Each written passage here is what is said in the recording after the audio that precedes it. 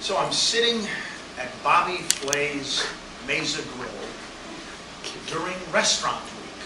You all heard of Restaurant Week. It's a fun time here in New York City. While I'm sitting down at dinner during Restaurant Week, a waitress comes by, and I'm warmly greeted with a cold, full glass of water right into my lap. Now, it's summertime, so it didn't feel that bad. Cold water on one's lap. And she didn't do it on purpose. It was an accident. It was an accident because she was in a hurry. She wasn't in a hurry to serve us. She was in a hurry to get us the hell out of it. Because if any of you have ever been to a restaurant that Bobby Flay runs, Bobby Flay likes to turn over his tables. He wants to make sure that you're out of your seat, out of his restaurant, so that someone else can sit there. And that's what I'm here to talk about tonight. Rude service at restaurants. Now, rude service can be very fun and entertaining.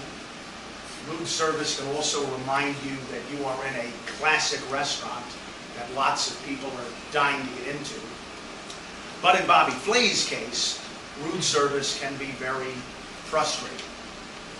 Now, I didn't just come here to knock Bobby Flay's Mesa Grill. That wouldn't be fair to Bobby Flay. I'm also here to knock his Midtown establishment, Bar Americana. As soon as you walk into Bar Americana, you are sized up.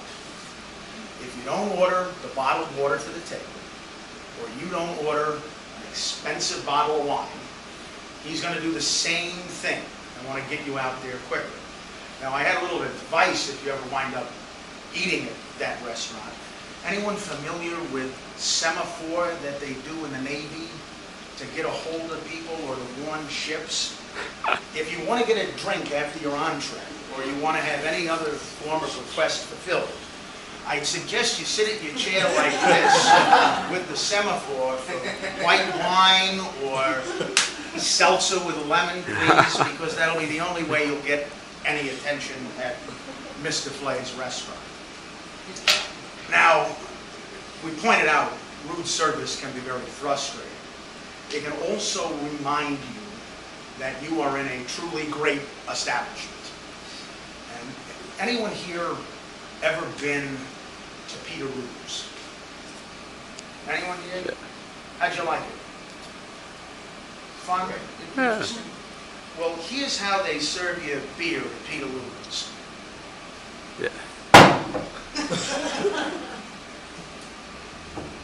You're in a classic establishment, and they will let you know it. And if you do something that they don't like, they will either grunt or shout at you in German.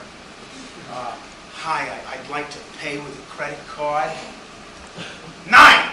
In Deutschland, you are in their place. Now, the waiters there, Peter Luger's, as you may have heard, has been there for 100 years. The waiters have been at Peter Luger's for a little over 100 years. And you would live that long, too, if you were making $100,000 a year cash and had that kind of job security. I don't know about the diet you eat there, but still, they live a very long time. And, for example, you ask whether it's a credit card, you want to transfer a tab from the bar to the floor, you order something that they don't think is appropriate, and you will be told, nein. Don't mistake this for rude service. This is nothing more than classical, efficient, German impersonal service. It's a reminder that you are in a classic establishment. Because unlike Bobby Flay, old Otto will not be friendly when he brings you what you want. But Otto does it quickly. Otto does it the right way, and whatever you ordered, you get it exactly how you ordered it. You get it quickly. They don't do anything wrong. They're never friendly, but they're always right. Peter Luger's is sort of like the German train system. The meals and the trains, they run on time. So it's a reminder that you're at a classic establishment. Anybody here a Seinfeld fan? Sure. Okay. Anyone remember the soup Nazi? Yeah. All right. No soup for you, right? There's an Italian version of the soup Nazi on 9th Avenue here in Manhattan. It's Manganero's. It's run by 4 of the toughest Italian sisters that you have ever met in your entire life. And when you walk in to the restaurant, you'll be greeted as follows by the eldest sister, Celine. Turkey! Anybody ordering turkey? There's always a line, so you're at the back of the line. If you're ordering turkey, I gotta know now. Don't come up here to the front of the line and order turkey, because you're not gonna get it. I gotta know now so I can prepare.